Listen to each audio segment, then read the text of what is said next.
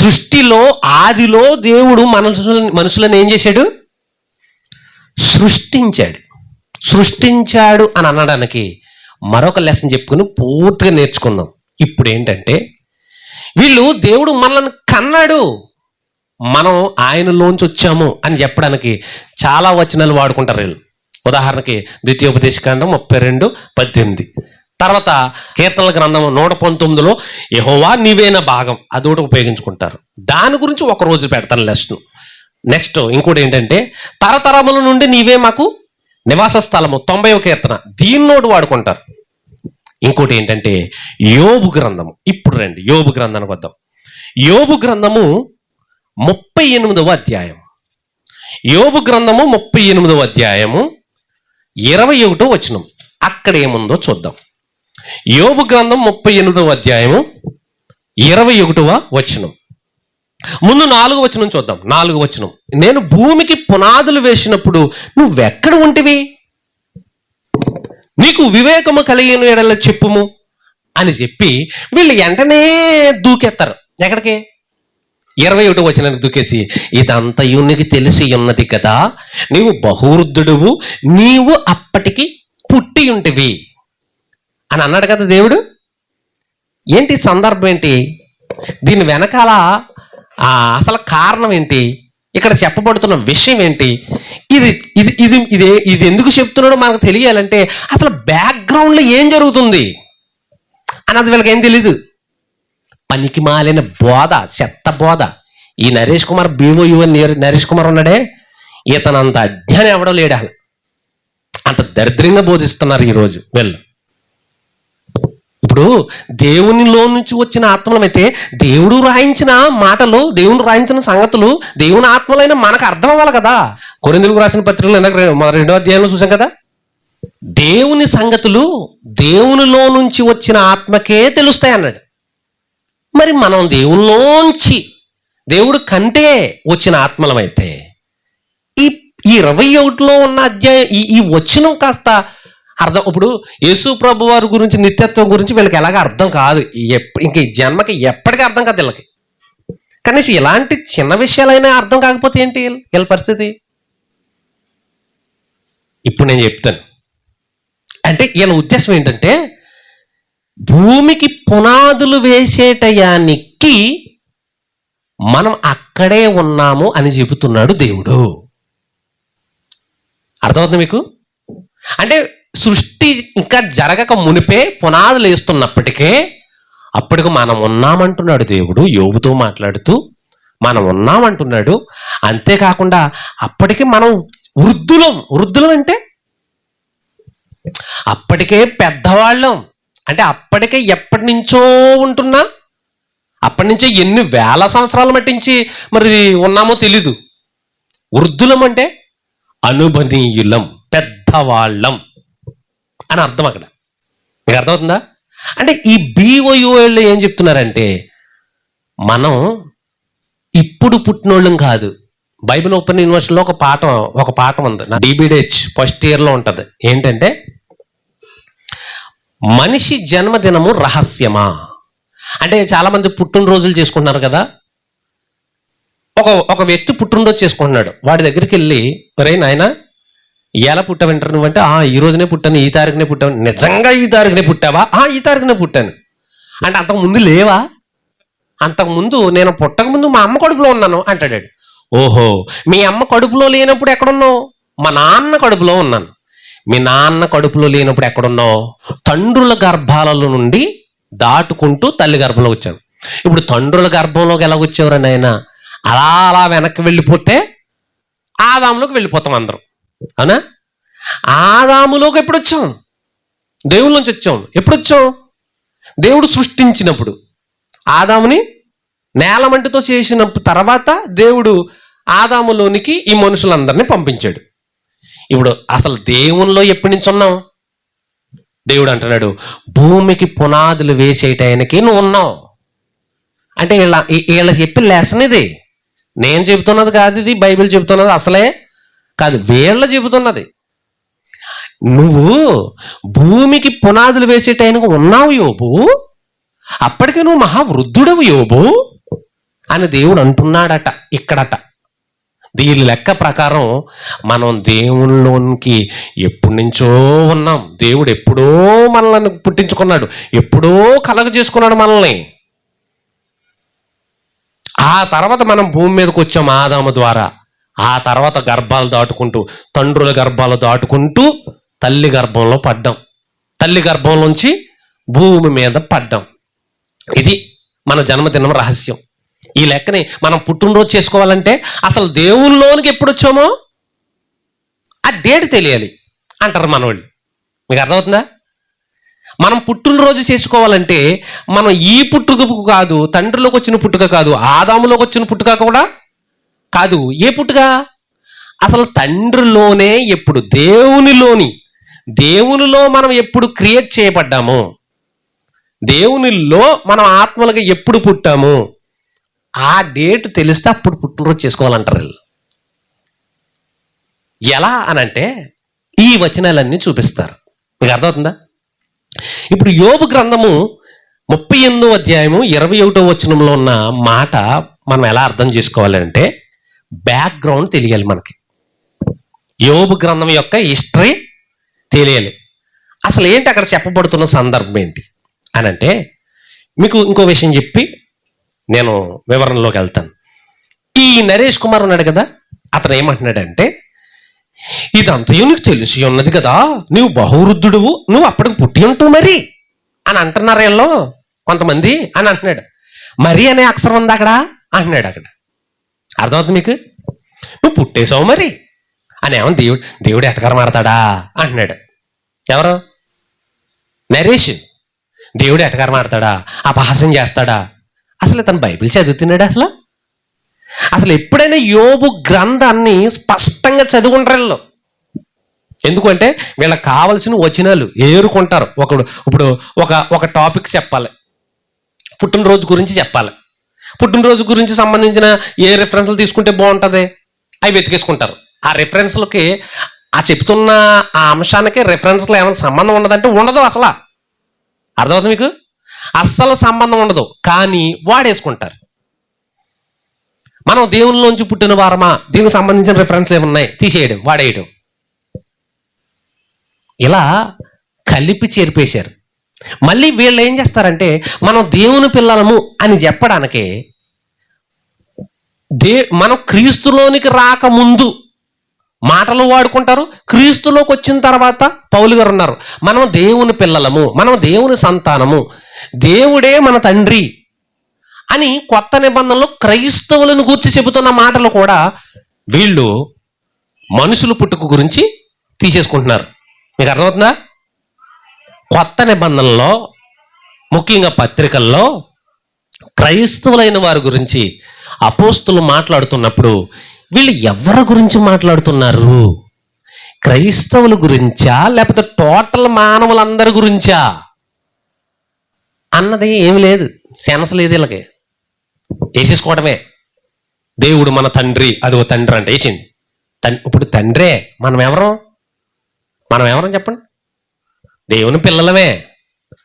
బాప్తిజం తీసుకోకముందు దేవుని పిల్లలమే, బాప్తిజం తీసుకున్న తర్వాత కూడా చెప్పండి దేవుని పిల్లలమే. ఎవరు కాదన్నారు? మనం ఎప్పుడూ దేవుని పిల్లలమే.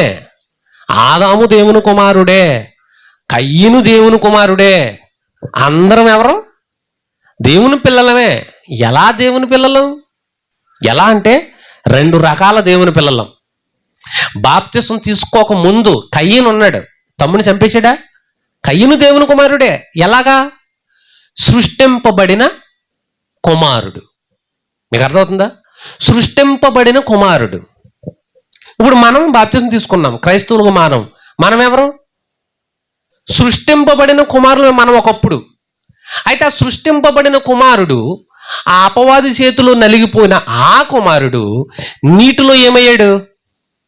చచ్చిపోయాడు, సమాధి అయిపోయాడు. మరి ఇప్పుడు కనబడుతున్నది ఎవరు? దేవుని వాక్యం వలన దేవుడు కనగా, వాక్యం వలన కంటే కుమారుడు అంటే క్రైస్తవుడుగా. ఇప్పుడు నా పుట్టుకేంటి? దేవుడు ఎలా కన్నాడు? తనలో నుండి ఆత్మలు కాదు, వాక్యం ద్వారా కన్నాడు దేవుడు. మనల్ని. అర్థమవుతుందా? ఇప్పుడు క్రైస్తవులందరూ ఎవరు? వాక్యము ద్వారా కన్నాడైన సంకల్ప ప్రకారం. ఇందాక చూపించాను అదే. ఎఫెసీయులకు రాసిన పత్రికలో ఆయన సంకల్పం చెప్తున్నాడు. జగత్తుకు పునాది వేయబడక మునిపే ఆయన సంకల్పం ఏంటో తెలుసా? క్రీస్తు ద్వారా ఆయనకు పిల్లలు కావాలి, క్రీస్తు ద్వారా కనాలి. క్రీస్తు అంటే ఏంటి? క్రీస్తు అంటే ఏంటి? యేసుక్రీస్తు వారు. యేసుక్రీస్తు వారు అంటే వాక్యం. ఏంటది? వాక్యం. ఆదియందు వాక్యం ఉండెను, వాక్యము దేవుని యొద్ద దేవుడై ఉండెను. ఆ వాక్యము వలన మనలను కన్నాడు దేవుడు. యాకోబు పత్రికలో మనం చూసాం.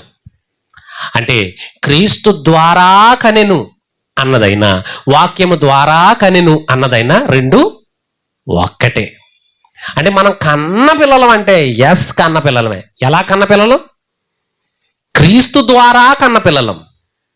ఆయన నోట్లోంచి, ఆయన గర్భంలోంచి పుట్టిన వాళ్ళము కాము. మరి ఆదాము నుంచి వచ్చిన సమాజం, ఈ క్రైస్తవ సమాజం పక్కన పెడితే మరి మిగిలిన సమాజం అంతా సృష్టింపబడిన సమాజం. ఓకేనా? రైట్. అయితే మనం పిల్లలమే. వీళ్ళు ఏమంటారంటే మనం దేవుని పిల్లలం కాదంటారు. ఎవరు చెప్పారు దేవుని పిల్లలం కాదని? ఎవరన్నారు మనం దేవుని పిల్లలము కాదని? ఎవరన్నారు? మనం దేవుని పిల్లలమే. ఎప్పటికీ క్రీస్తులోకి రాకపోయినా మనం ఎవరు? దేవుని పిల్లలమే. ఇప్పుడు సర్వ ప్రపంచమంతా క్రీస్తులోకి రాలేదు ఇంకా, అయినా వీళ్ళంతా ఎవరు? దేవుని పిల్లలే. ఎలా దేవుని పిల్లలు? ఇందాక అదే ద్వితీయోపదేశకాండం చూద్దాం. ఇందాక మనం ద్వితీయోపదేశకాండం 32వ అధ్యాయం చూసాం కదా, అక్కడికే వద్దాం మళ్ళీ. ద్వితీయోపదేశకాండము 18వ వచనం చూసాం కదా ఇందాక. ఇప్పుడు దాని ఎదురుగా, దాని పక్కనే 6వ వచనం చూద్దాం. 6వ వచనం, బుద్ధి లేని అవివేక జనమా, ఇట్లు యెహోవాకు ప్రతీకారము చేయుదురా, ఆయన నిన్ను సృష్టించిన తండ్రి కాడా అన్నాడు. ఎవరంట? సృష్టించిన తండ్రి. సర్వ మానవాళి ఎవరు? దేవుని పిల్లలే. ఎలా పిల్లలు? సృష్టించిన తండ్రి అయినా సృష్టింపబడిన పిల్లలము మనం. అయితే ఇప్పుడు క్రైస్తవులు కన్న పిల్లలు. ఇప్పుడు కన్నాడు ఆయన వాక్యం వలన. ముందేం చేశాడు ఆయన? చెప్పండి. సృష్టించాడు. ఆదాము ద్వారా దేవుడు ఏం చేశాడు? సృష్టించాడు. ఇప్పుడు కన్నాడు దేవుడు. ఇప్పుడు ఎలా కన్నాడు? వాక్యము ద్వారా కన్నాడు. ఎవరిని? మనల్ని. రైట్. ఇప్పుడు యోబు గ్రంథం 38వ అధ్యాయానికి వెళ్దాం. యోబు గ్రంథం 38వ అధ్యాయంలో ఉన్న ఈ అసలు విషయం ఏంటి అనంటే, ఈ అప్పటికి పుట్టింటివి అనంటే దేవుడు ఇక్కడ వ్యంగ్యంగా మాట్లాడుతున్నాడు. ఎవరిని? యోబు గారిని. ఎందుకు మాట్లాడుతున్నాడు అనంటే,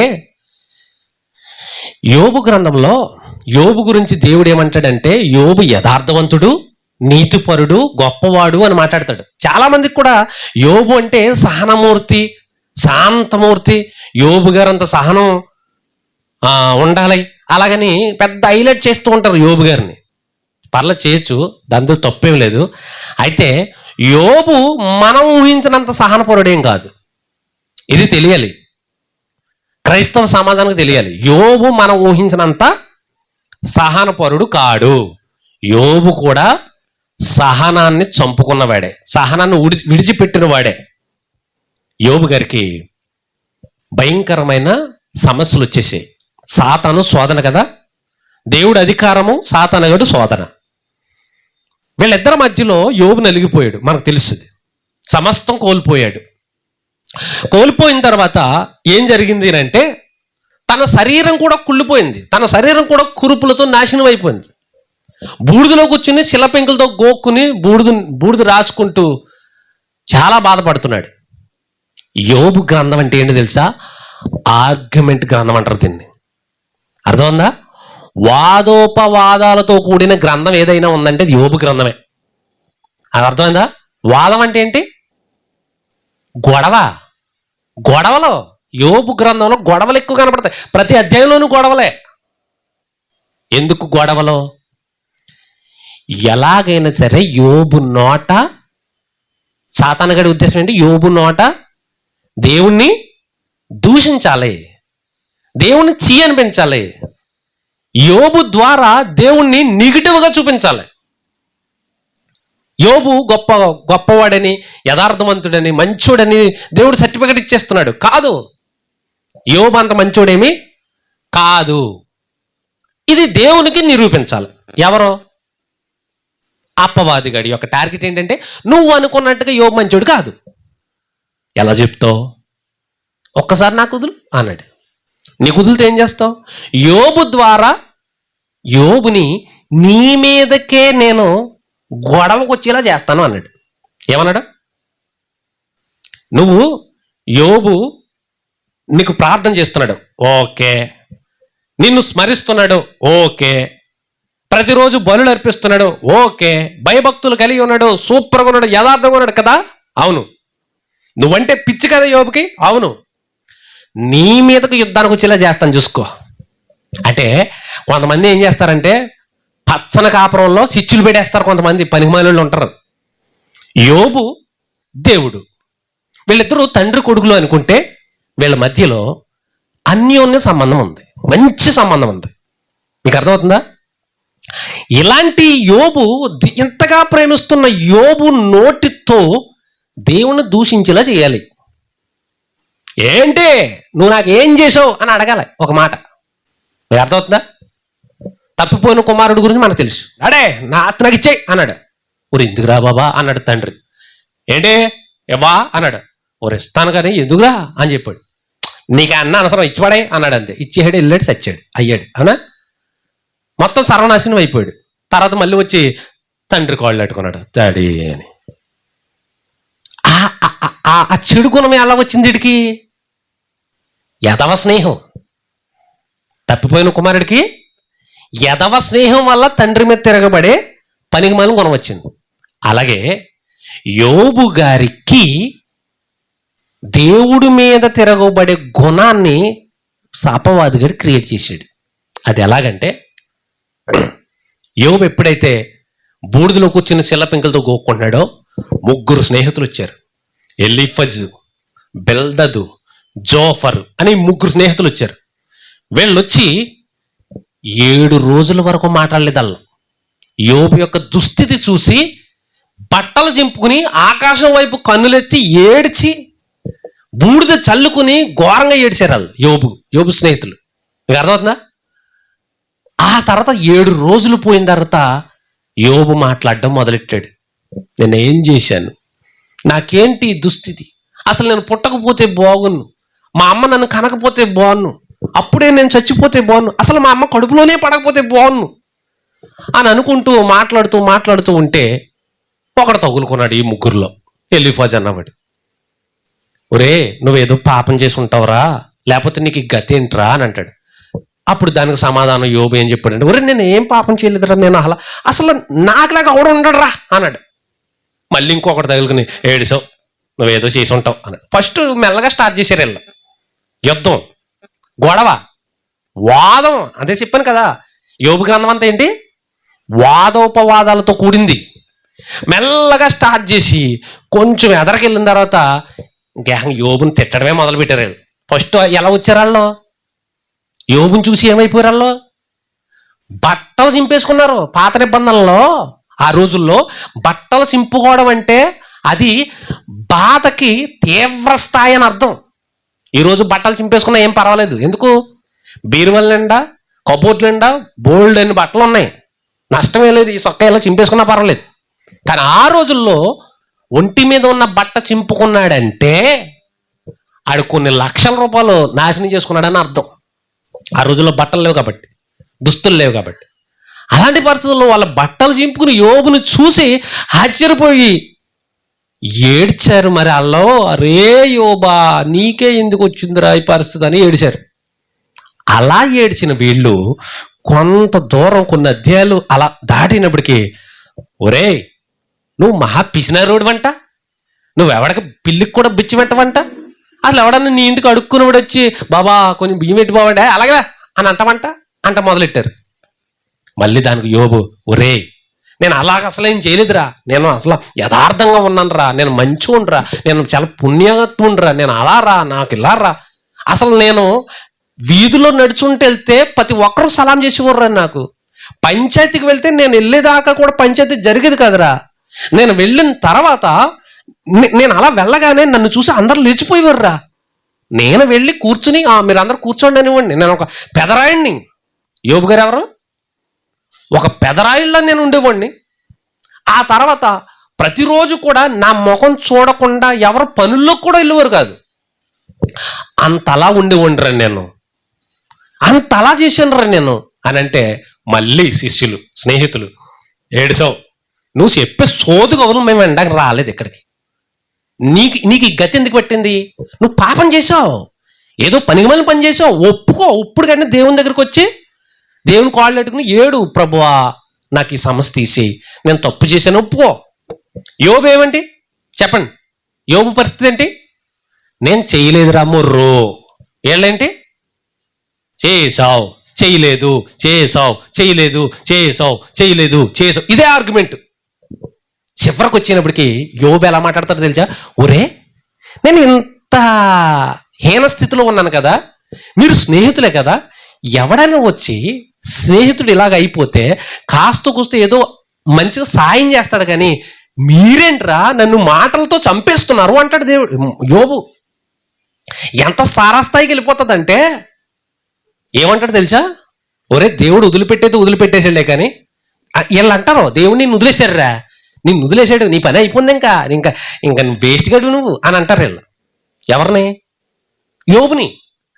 అప్పుడు ఈయన అంటాడు, ఒరే దేవుడు వదిలేసాడు, కానీ ఒరే స్నేహితుడు అన్నవాడు ఆదరించాలి కదరా.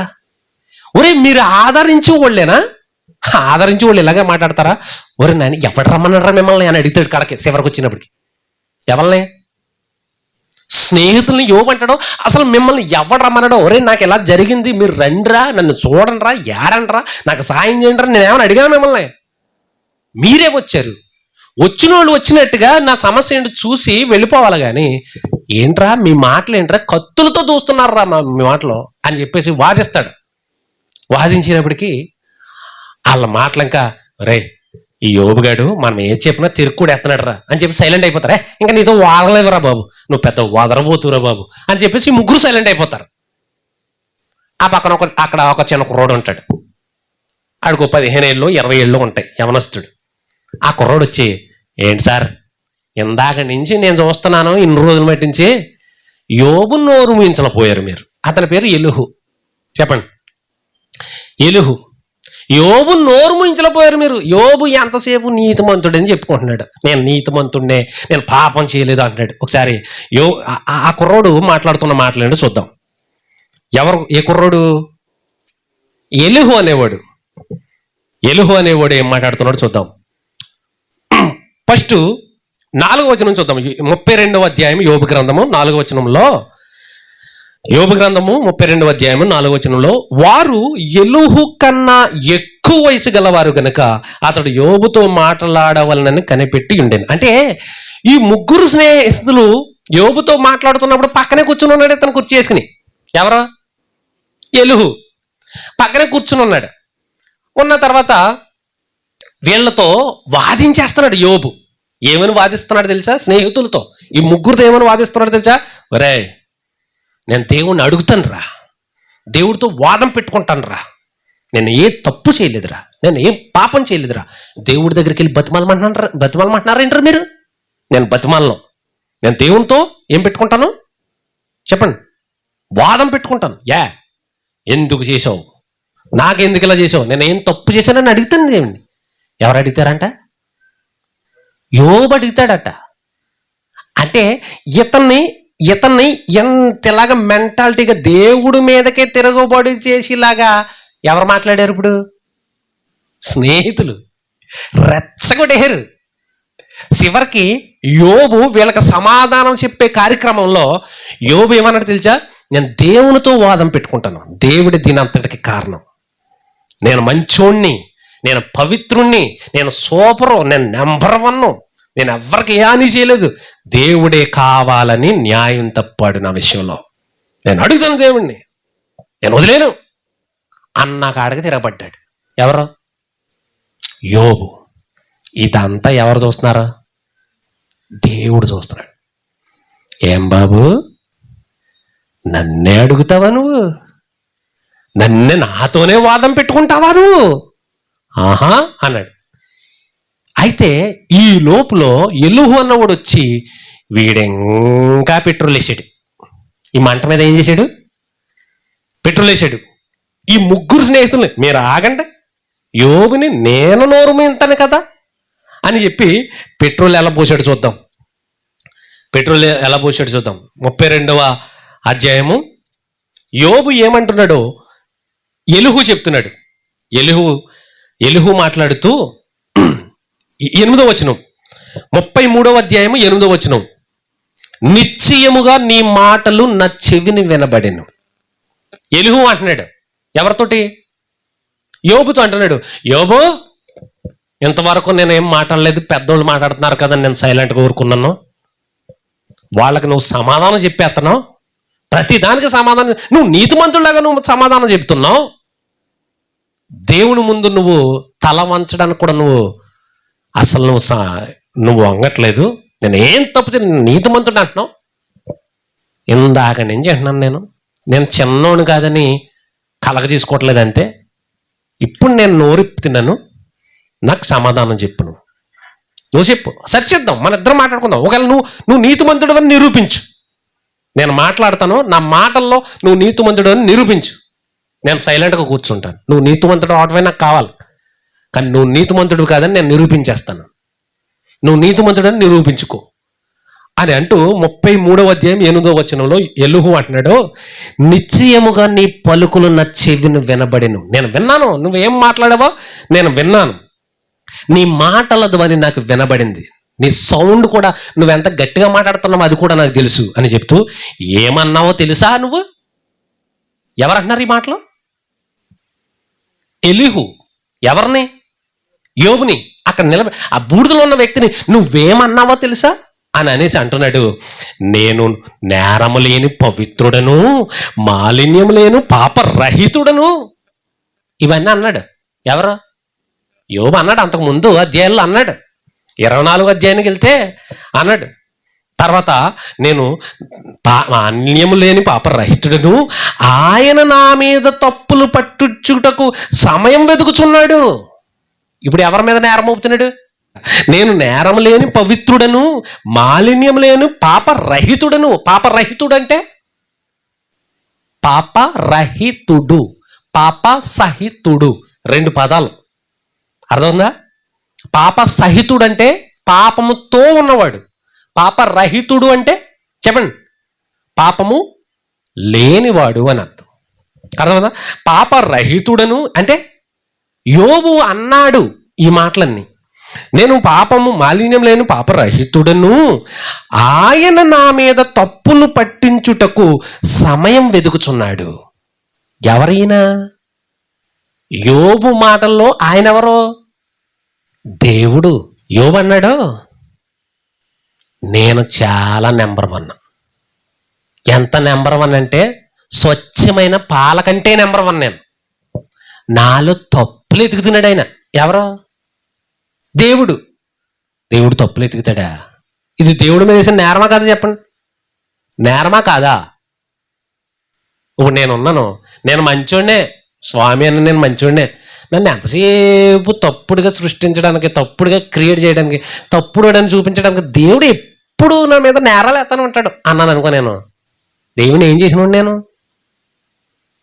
దేవుణ్ణే అన్యాయస్తుడిగా చూపించిన వాడిని అవుతాను నేను. మరి దేవుడు రాడా? అడగడా? ఎరా నేను నీ మీద నేరాలు మోపుతాను ఎప్పుడు? నువ్వు మంచోడువా? నేనే కావాలని తప్పులు నీ మీద మోపుతానా? వెతుకుతున్నాను నేను, ఎప్పుడు దొరుకుతాడా అని వెతుకుతున్నాను నేను అంటాడంట దేవుడు. బంగారం మనమే అంటాం కదా, మన చిన్న మాట అనగానే మనం అంటాం. మరి దేవుడు అంట ఇక్కడ ఏమన్నాడు చూడండి, ఆయన నా మీద తప్పులు పట్టించుటకు సమయం వెతుకుచున్నాడు, నన్ను తనకు పగవానిగా భావించుచున్నాడు. యోబంట దేవుడికి ఎలా ఉన్నాడంట? పగవాడిగా. దేవుడికి ఎలా ఉంటాయి ఈ మాటలన్నీ చెప్పండి? ఒరే నిన్ను పగవాళ్ళ చూసానా? అపవాదితో దేవుడు ఏమన్నాడు? యోబు చెప్పండి, అపవాదితో దేవుడు ఏమన్నాడు? యోబు అంత యథార్థవంతుడు భూమి మీద వీడు ఎంత మంచోడు తెలుసా నా కుమారుడు అన్నాడు. యోబు ఏమంటున్నాడు దేవుణ్ణి? ఇప్పుడు అపవాది గడు గెలిచిపోతున్నాడు కదా ఇక్కడ. దేవుడు అపవాది వీళ్ళిద్దరు పందెంలో అవలు గెలుస్తున్నారు. ఇప్పుడు యోబు మాటలు బట్టి నేరం అవుతున్నాడు. ఇంకా ఏమన్నాడు చూడండి, ఆయన నా కాళ్ళను బొండలో బిగించుచున్నాడు, నా త్రోవలన్నిటినీ కనిపెట్టుచున్నాడని నువ్వు అనుచున్నావు కదా యోబు అన్నాడు ఎలుహు. 5వ వచనం 34వ అధ్యాయము 5వ వచనంలో మళ్ళీ ఏమన్నాడు? నేను నీతిమంతుడను, దేవుడు నా పట్ల న్యాయము తప్పెను. దేవుడు ఏం చేశాడంట? న్యాయము తప్పెను.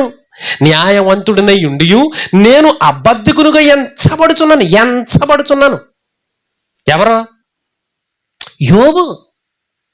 ఎలాంటి డైలాగులు వేసాడు యోబు? అబద్ధకునిగా ఎంచబడుతున్నాను. ఎంచుతున్నది ఎవరు? నువ్వు అబద్ధికుడు రా అని ఎంచుతున్నది ఎవరు? దేవుడు. ఎంచబడుతున్నది ఎవరు? యోబు. మాట్లాడుతున్నది ఎవరు? యోబు. చెబుతున్నది ఎవరు? ఎలీహు. నువ్వు అన్నావు కదా యోబు, ఏంటి నువ్వు నీతిమంతుడువా, దేవుడు నీ పట్ల న్యాయం తప్పాడా? ఏంటి యోబు, ఏం మాట్లాడుతున్నావు యోబు? న్యాయం తప్పాడా? అక్కడ ఏమంటున్నాడు చూడండి, న్యాయవంతుడనై ఉండి 6వ వచనం, న్యాయవంతుడనై ఉండి నేను అబద్ధికునుగా ఎంచబడుచున్నాను, నేను తిరుగుబాటు చేయకపోయినను నాకు మానజాలని గాయము కలిగినని యోబు అనుచున్నాడు. యోబు లాంటివాడు ఎవడంటాడు అన్నాడు కిందకు వచ్చినప్పుడు. అంటే వీళ్ళందరూ కలిపి యోబుని ఏం చేశారు చెప్పండి ఇప్పుడు వీళ్ళ మాటలతో చెప్పండి. యోబుని రెచ్చగొట్టి దేవుని మీదకే వాదించేలా చేశారు వీళ్ళ మాటల వల్ల. వీళ్ళు నువ్వు తప్పుడోడివి, పాపం చేసావు అంటే లేదు అంటే వాదించుకుంటూ వచ్చాడు.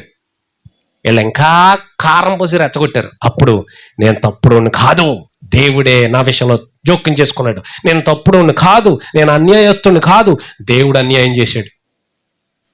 యోబు అంటాడు ఒక మాటలో, యోబు 27వ అధ్యాయం 1వ వచనం, యోబు ఇంకనూ ఉపమాన రీతిగా ఇట్లా నేను 3వ వచనం చదవండి. 3వ వచనం, నా న్యాయమును పోగొట్టిన దేవుని జీవము తోడు. న్యాయమును పోగొట్టిన అంటే యోబు గారి న్యాయాన్ని ఎవరు పోగొట్టారు? దేవుడు. నా ప్రాణమును వ్యాకులపరిచిన సర్వశక్తుని తోడు. అంటే యోబు గారి ప్రాణాన్ని వ్యాకులపరిచింది అంటే బాధ పెట్టింది ఎవరో? సర్వశక్తుడైన దేవుడు. న్యాయాన్ని పోగొట్టింది దేవుడే, యోబుని నాశనం చేసింది దేవుడే అని ఎవరు మాట్లాడుతున్నారు ఇక్కడ? యోబు మాట్లాడుతున్నాడు. ఈ మాటలే ఎలీహు మాట్లాడుతున్నాడు. నువ్వు ఇలాగన్నావు కదా, దేవుని మీద ఎలాంటి నేరం మోపవు నువ్వు అని చెబుతూ యోబుని ఇంకా రెచ్చగొట్టారు వీళ్ళు. యోబు నేను వాదిస్తాను దేవుడితో అన్నాడు. ఏమన్నాడు అంటే ఇద్దరి మధ్య చిచ్చు పెట్టింది ఎవరు ఇప్పుడు చెప్పండి? స్నేహితులలో ఉన్న అప్పవాదిగాడు. మీకు అర్థమవుతుందా? కడక అపవాదిగాడు పంతం నెరవేర్చుకున్నాడు ఇక్కడ.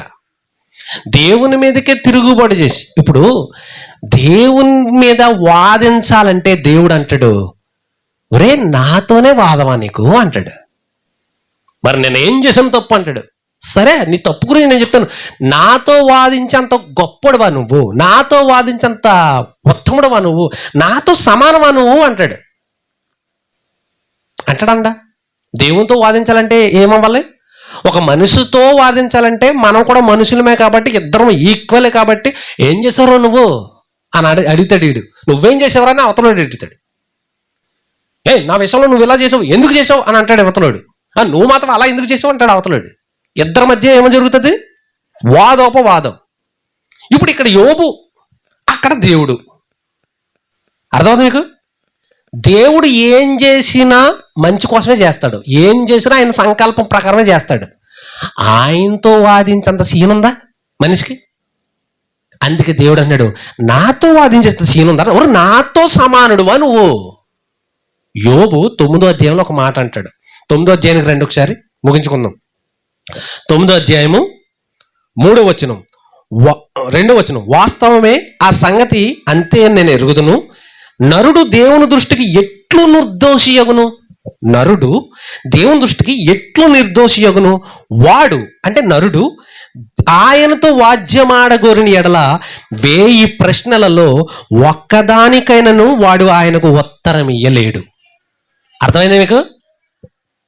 యోబే అన్నాడు దేవునితో వాదించాలంటే నరుడు సరిపోడరు అబ్బాయి. ఎందుకు అంటే దేవుడు రివర్స్లో 1000 ప్రశ్నలు అడిగాడు అనుకో, వాదించాలని నరుడు వెళ్ళాడు, వాదిందామని దేవుడు దిగాడు. దేవుడు అడుగుతాడు, ఎరా నాతో వాదించడానికి వచ్చావా? ఎస్ వచ్చాను, నేను ఏం చేశాను అంటాడు మనిషి. ఓహో, నాతో వాదించేంత సీన్ నీకుందా అంటాడు దేవుడు. ఉంది అంటే నాతో సమానుడువా అంటాడు. ఉంది, సమానుడినే అన్నాడు అనుకో మనిషి. అయితే ముందు నాతో సమానుడువా కాదో నేను తెలుసుకోవాలి కదా, నేను కొన్ని ప్రశ్నలు అతను చెప్పరా అంటాడు. ఎవరు? ఇప్పుడు దేవునితో వాదించాలంటే దేవునితో సమానమై ఉండాలి. నరుడు దేవునితో సమానుడు కాగలడా? అసలు ఆయన చూడడానికే, ఆయన మాట వినడానికే సరిపోడు మనిషి. అటువంటి నరుడు దేవునితో వాదం పెట్టుకోవాలంటే దేవుడు అన్నాడు, అయితే నేను కొన్ని ప్రశ్నలు వేస్తాను రా బాబాయ్, నాతో వాదన దిగో. నువ్వు గెలవాలంటే నాతో సమానం అవ్వాలి నువ్వు ఫస్ట్, అంతేనా? నువ్వు గెలవాలి అని అంటే ఫస్ట్ నాతో సమానం అవ్వాలి నువ్వు నాతో సమానుడో లేదో నేను చూస్తాను.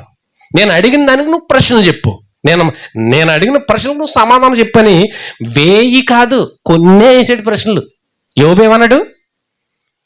ఆయనతో వాదించాలనుకుంటే ఆయన 1000 ప్రశ్నలు అడిగితే ఒక్కడ కూడా నరుడు చెప్పలేడు అన్నాడు 9వ అధ్యాయంలో. ఇప్పుడు ఆ మాటన్న యోబే దేవునితో వాదనలోకి దిగాడు, వాదించాలని ఫిక్స్ అయిపోయాడు. ఎవరి దగ్గర? స్నేహితుల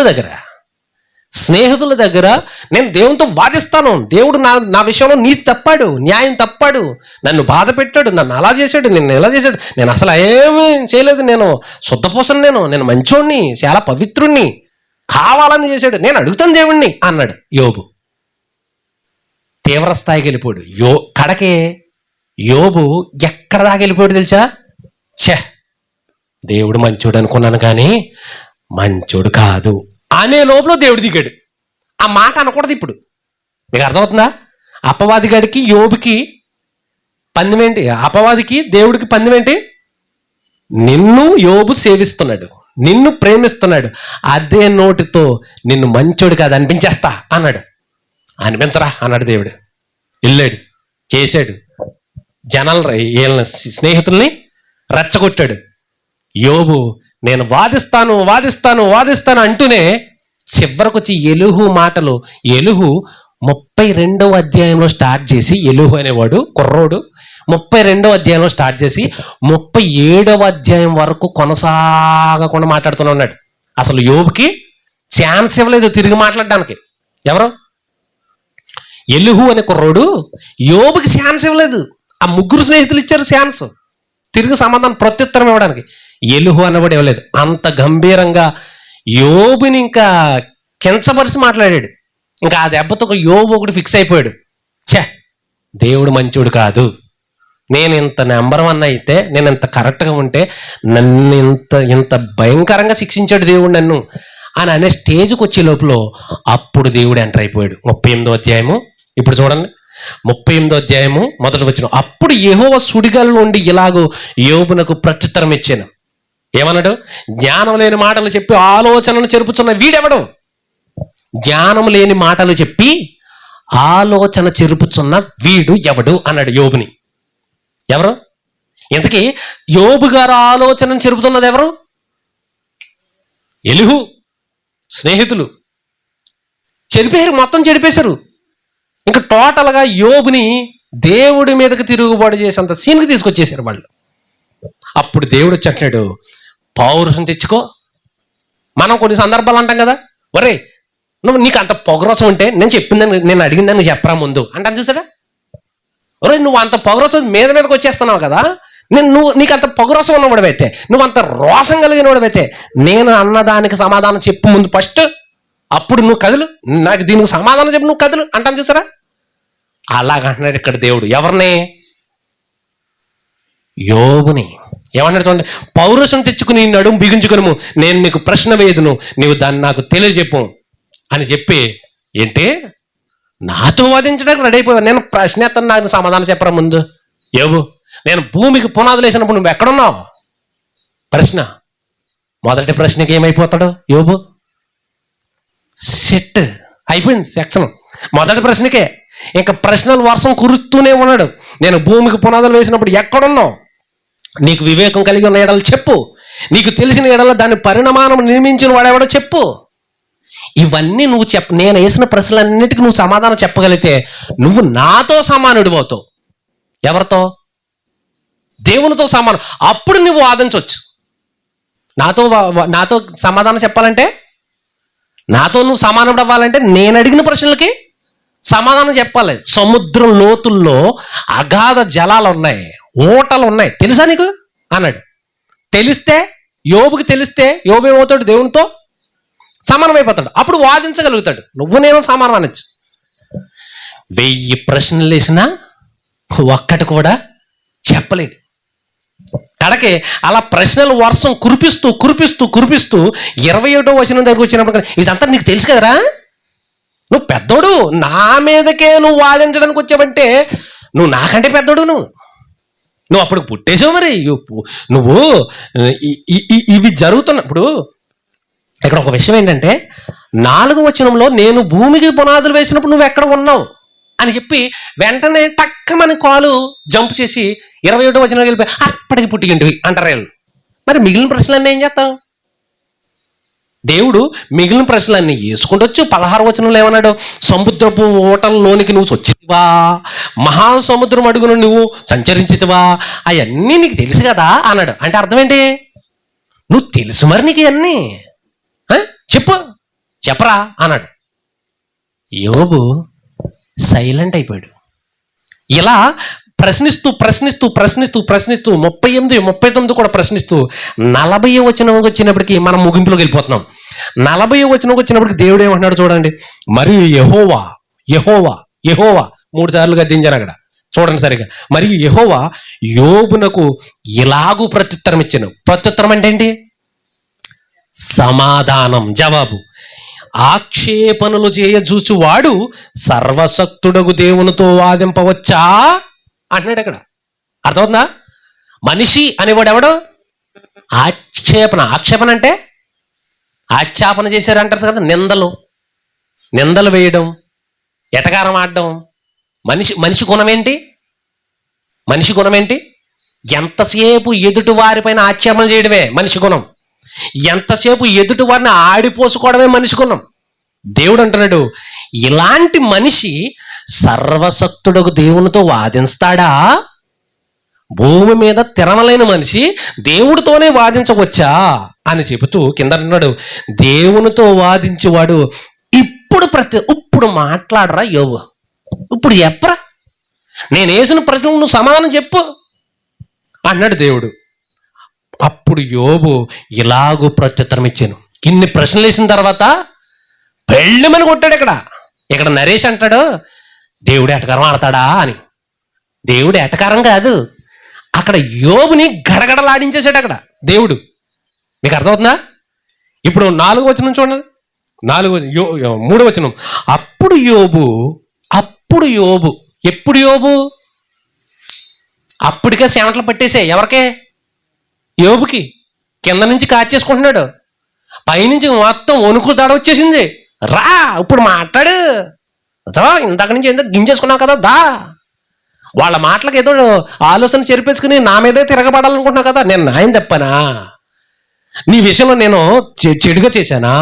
నీ విషయంలో నేను ఎలా చేశానా అని చెబుతూ మాట్లాడుతూ రా ఇప్పుడు సమాధానం చెప్పంటున్నాడు దేవుడు. అప్పుడు యోబు 3వ వచనంలో అంటున్నాడు, అప్పుడు యోబు యెహోవాకు ఇలాగూ ప్రత్యుత్తరం ఇచ్చాడు. ఏమని ఇచ్చాడు చూడండి, 4వ వచనం. చిత్తగించుము, నేను నీచుడను. యోబు ఏమంటున్నాడు చెప్పండి? నేను నీచుడను, నేను నీకు ఏమని ప్రత్యుత్తరం ఇవ్వను ప్రభా. గడగడ వణుకుపోయాడు. కిందకి వెళ్ళినప్పటికీ యోబు అంటున్నాడు 5వ వచనంలో, ఒక్క మారు మాట్లాడి తిని నేను మరలా నోరెత్తను, 2 మార్లు మాట్లాడతాను, ఇక పలకను అంటున్నాడు. సార్ ఒక్క మాటలు మాట్లాడతాను సార్, ఇంకా నోరెత్తను, నేను ఇంకా ఒక్క మాట మాట్లాడతాను, ఇంకా మాట్లాడను ఇంకా అన్నాడు. వణుకుపోతున్నాడు యోబు దేవుని దెబ్బకి. మళ్ళీ దేవుడు అన్నాడు, ఏం మాట్లాడతావురా నువ్వు, ఏం మాట్లాడతావు? 7వ వచనం, పర్సన్ తెచ్చుకుని చెప్పు దా, నేను అడిగిన దానికి సమాధానం చెప్పు అని మళ్ళీ పర్సనల్ వర్షం కురిపించాడు. ఆల్రెడీ 38, 39 ప్రశ్నలేనా చెప్పండి, ప్రశ్నలు. కొంచెం రిలీఫ్ తీసుకున్నాడు. సార్ తప్పు అయిపోయింది సార్, నేను నీచుండు సార్, పొరపాటు అయిపోయింది సార్ అని అంటే, ఏంట్రా పొరపాటు, ఏదో అన్నావా కదా, వాదిందామొచ్చు కదా, నేను అడిగిన దానికి సమాధానం చెప్పు రా అన్నాడు యోబుని. దేవుడు మళ్ళీ 7వ వచనం అన్నాడు, పౌరుషం తెచ్చుకో, నీ నడుము కట్టుకో, నేను నీకు ప్రశ్న వేస్తాను, నాకు ప్రత్యుత్తరం ఏమో అన్నాడు. బాబా ఆపిండి సార్ ఇంకా అంటున్నాడు. ఎవరో యోబు అని అంటూ 8వ వచనంలో, నీవు న్యాయమును బొత్తిగా కొట్టివేసేదవా, దేవుడు అడుగుతున్నాడు. ఏంట్రా న్యాయాన్ని బొత్తిగా కొట్టేస్తావా అని చెప్పి, నిర్దోషమని నీవు తీర్పు పొందుటికై నా మీద అపరాధం అవుతావా అన్నాడు. మీకు అర్థమైంది అక్కడ దేవుడు ఏమన్నాడు? నువ్వు నీ స్నేహితులు ఎదురు నువ్వు నీతివంతుడు అనిపించుకోవడానికి నా మీద అపరాధం వేస్తావారా నువ్వు యోబు? నన్నే తప్పుడుగా క్రియేట్ చేస్తావా యోబు? దేవునికి కలిగి ఉన్న బాహుబలం నీకు కలదా? ఇప్పుడు చెప్తున్నాడు దేవుడు నువ్వు ఒకటా, నేను నువ్వు ఒకటా, మన ఇద్దరం సమానమా, నాకున్న బాహుబలం నీకు ఉందా అని చెబుతూ అలాగా మళ్ళీ ప్రశ్నల వర్షం కురిపిస్తూ వచ్చేనప్పటికీ 42వ అధ్యాయంలో యోబు ఇప్పుడు మాట్లాడుతాను ఫైనల్గా ఏమని. అప్పుడు యోబు యెహోవాతో ఎలాగో ప్రత్యుత్తరం ఇచ్చాను, నీవు సమస్త క్రియలను చేయగలవనియు నీవు ఉద్దేశించినది ఏదియు నిష్ఫలము కానిదనియు నేనిప్పుడు తెలుసుకుంటుని. అంటే నాకు ఇప్పుడు అర్థమైంది ప్రభువా నువ్వు ఎలాంటోడువో అని చెప్పి 3వ వచనంలో ఏమంటాడు తెలుసా? జ్ఞానం లేని మాటల చేత ఆలోచన నిరర్ధకం చేయి వీడెవడు అన్నావు కదా అన్నాడు. ఏమీ ఎరుగక నా బుద్ధికి మించిన సంగతులను గురించి నేను మాట్లాడిని. యోబు అన్నాడు, సార్ నాకు ఇప్పటి వరకు ఏం తెలియదండి, అనవసరంగా బుద్ధికి మించి మాట్లాడేశాను. మీకు అర్థమవుతుందా? నా బుద్ధి అంతే, అనవసరంగా నేను ఎన్ని మాట్లాడేశాను, తప్పు జరిగిపోయింది సార్ అన్నాడు యోబు. బతిమాలుకుంటున్నాడు, దేవుని కాళ్ళ మీద పడి బతిమాలుకుంటున్నాడు. ఇంకా ఆపిండు బాబా, మీరు అడిగే ప్రశ్నలకు నా దగ్గర సమాధానం లేదు. నువ్వు అప్పుడు పుట్టేసావురా, మరి నువ్వు పెద్దవుడురా, నువ్వు బహువృద్ధుడురా, నీకు ఇదంతా తెలుసురా, చెప్పు.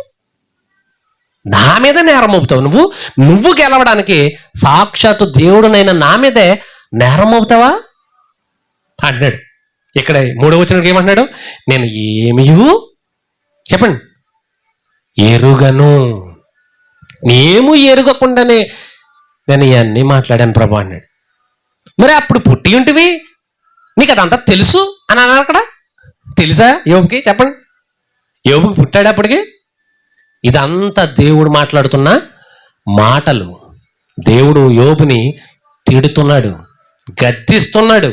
అందుకని దెబ్బతోనుగా 5వ వచనంలో ఏమన్నాడు చూడండి, 42వ అధ్యాయం 5వ వచనంలో, వినికిడి చేత నిన్ను గూర్చిన వార్త నేను వింటిని, అయితే ఇప్పుడు నేను కన్నులారా నిన్ను చూసి ఉన్నాను. యోబు ఏమంటాడు తెలుసా? సార్ ఇంతవరకు అక్కడక్కడ కొద్దిగా నీ గురించి విని, ఓ దేవుడంటే ఇంతేనా, దేవుడంటే అంతేనా, దేవుడంటే ఇలాగా అని అనుకున్నాను ప్రభువా, నాది చాలా రాంగ్. కన్నులారా ఇప్పుడు నిన్ను చూశాను, నేను నీ టాకింగ్ పవర్ చూశాను, నీ దెబ్బ చూశాను, నువ్వు ఎలాంటివాడివో చూశాను, నువ్వు చేసిన క్రియలన్నీ గురించి వరుసటి చెప్పేసావు. ఇప్పుడు ఇవన్నీ చూసేసాను, కాబట్టి నువ్వు మహానుభావుడివయ్యా. నేను ఎవరిని తెలుసా అని కింద 6వ వచనంలో చెప్తాను చూడండి, కావున నన్ను నేను అసహ్యించుకుని ధూళిలోను బూడిదలోను పడి పశ్చాత్తాప పడుతున్నాను. దెబ్బకు సిట్టయ్యాడు. ఎవరు? యోబు. వీళ్ళు అంటున్న మాటలకి నా మీద నేను న్యాయం తప్పానా? నువ్వు నిర్దోషమని నువ్వు చెప్పుకోవడానికి, నువ్వు నిరూపించుకోవడానికి నన్ను అబద్ధికుడిగా చేస్తావరా యోబు? నేను న్యాయం తప్పానా? నేను అన్యాయం చేస్తానా? ఏం మాట్లాడుతున్నావు? అంటే నా మీద సెటైర్లు వేయడానికి నా అంతటోడువా నువ్వు? నా మీదే సెటైర్లు వేసంత వీరుడువా నువ్వు? నా గురించి తెలిసే మాట్లాడుతున్నావా? నేను చేసిన సృష్టి గురించి తెలుసా నీకు? అసలు నేను ఏ స్టేజ్లో ఉన్నా నీకు తెలుసా అని మాట్లాడుతున్న మాటల్లో ఆయన మాట్లాడుతూ యోబుని ఖండిస్తూ గద్దిస్తూ ఆయనకు బుద్ధి చెబుతున్న టైంలో దేవుడు పలికిన మాట ఏంటంటే, నువ్వు అప్పుడు పుట్టేశావు. మరి 4వ వచనం నుంచి స్టార్ట్ చేశాడు. భూమికి పునాదులు వేసినప్పుడు నువ్వు ఎక్కడున్నావు? నక్షత్రాలను క్రియేట్ చేసినప్పుడు నువ్వు ఎక్కడున్నావు? సముద్రం సృష్టించినప్పుడు నువ్వు ఎక్కడున్నావు? ఇవన్నీ నీకు తెలుసా అన్నాడు. నువ్వు తెలుసు కదా, మరి చెప్పరా, తెలుసు నీకు అన్నాడు. యోబు ఏమన్నాడు? 42 అధ్యాయము 3వ వచనంలో ఏమన్నాడు? ఏమీ ఎరుగునయ్యా నేను. ఏమన్నాడు? నీకు తెలుసు కదరా, చెప్పరా అన్నాడు. యోబు అన్నాడు, నాకేం తెలుసయ్యా, నాకేం తెలుసు? బుద్ధి లేని మాటలు, బుద్ధికి మించిన మాటలు మాట్లాడాను, బుద్ధి లేని మాటలు మాట్లాడాను, నన్ను క్షమించు ప్రభువా, నీచుడును ప్రభువా అని.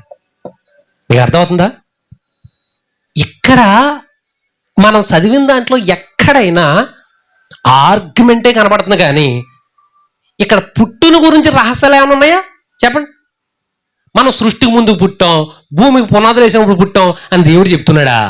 ఇక్కడ ఆర్గ్యుమెంట్ ఇదంతా. యోబుని చెమటలు పట్టిస్తున్నాడు దేవుడు, అక్కడ గద్దిస్తున్నాడు. అక్కడ ఈ బుద్ధి లేని బీవోయు వాళ్ళు వాక్యం చదవడం చేత కదా, వీళ్ళకి చెత్త చదువులు చదువుతారు. వీళ్ళు ప్రజలను ఇంకా మోసం చేద్దామని చూస్తున్నారు, రేవెట్టేస్తాను వీళ్ళని. ఇంకా అసలు మామూలుగా కాదు, ఉతికారేస్తాను వీళ్ళని అస్సలు. ఎందుకంటే దుర్బోధను ఖండించు అన్నాడు. తీతుకు రాసిన పత్రికలు చూడండి, మేము చేసుకుందాం. తీతుకు రాసిన పత్రిక 2వ అధ్యాయం 15వ వచనం. వీటిని గూర్చి బోధించుచు హెచ్చరించుచు సంపూర్ణ అధికారముతో. ఈ అధికారం ఎవరిచ్చారు నాకు? దేవుడు. సంపూర్ణ అధికారంతో దుర్బోధను ఖండించుచుండుము, నిన్నెవరిని తృణీకరింప నీయకము. మీకు విషయం చెప్పనా? యోబు గ్రంథం 38వ అధ్యాయం 21వ వచనం మీకు వివరించడానికి టోటల్ యోబు గ్రంథాన్ని వివరించేసాను. ఇప్పుడు మీకు తెలుసా, మొత్తం టోటల్ యోబు గ్రంథం వచ్చేసింది. 1వ అధ్యాయం నుంచి 42వ అధ్యాయం వరకు టోటల్గా వచ్చేసింది. యోబు దేవుడితో ఆర్గ్యుమెంట్ పెట్టుకోవాలనుకున్నప్పుడు, వాదించాలనుకున్నప్పుడు దేవుడి దిగి మొదట నాతో నువ్వు వాదించాలంటే నాతో సమానుడువా, సమానుడనే అని అంటే నేను చెప్పిన ప్రశ్నలకు ముందు సమాధానం చెప్పు, అప్పుడు నాతో వాదించు. ఆ ప్రశ్నల్లో ఒక ప్రశ్న ఏంటంటే, నువ్వు ఇవన్నీ చేసినప్పుడు నువ్వు ఉన్నావా?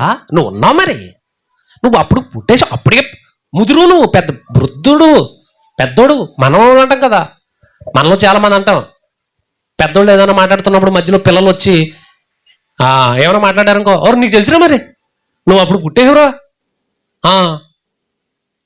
నీ బొడ్డు కూడా ఓడలేదు కానీ వచ్చి కౌరులు చెప్తున్నావు. ఇంకా బొడ్డు కూడా ఓడలేదు నీకు, ఇంకా ఇప్పుడు వచ్చి కౌరులు చెప్తున్నావు. ఎప్పుడో జరిగిపోయిన సంగతుల గురించి. అప్పుడు నువ్వు ఉన్నావు, మరి అప్పుడు నువ్వు పెద్దోడు, మరి నువ్వు మీసాలు తిరిగి కొమ్ములు తిరిగి ఉన్నావు మరి నువ్వు అని మనోళ్ళు మాట్లాడుతూ ఉంటారు. ఇదే లాంగ్వేజ్ ఉపయోగించారు ఇక్కడ. మీకు అర్థమవుతుందా? రచయితలో ఇదే లాంగ్వేజ్ ఉపయోగించారు. దేవుడు యోబుని గద్దిస్తున్నాడు, వ్యంగ్యంగా మాట్లాడుతున్నాడు. దేవుడు వ్యంగ్యంగా మాట్లాడతాడండి? ఎటకారిస్తాడండి? అపహాసం చేస్తాడండి? బైబిల్లో ఉన్నాయండి, బోల్డ్ ఉన్నాయి. కావాలంటే మళ్ళీ ఇంకో ఎపిసోడ్ పెడతాను దీనికి. మీకు అర్థమైంది కదా? ఇప్పుడు ఎక్కడైనా మనం దేవుళ్ళలోంచి పుట్టిన వాళ్ళమని చెప్పడానికి వీలు పడే వచనాలు ఏమన్నా కనబడ్డాయా? ఆర్గ్యుమెంట్. మీకు అడ్రస్లతో సమస్య చెప్పాను నేను. దేవుడు ఎలుహు 32వ అధ్యాయంలో స్టార్ట్ చేసి 37వ అధ్యాయం వరకు మాట్లాడుతూనే ఉన్నాడు ఎలుహు. ఈ మధ్యలో ఎక్కడ యోబుకి ఛాన్స్ లేదు మాట్లాడడానికి.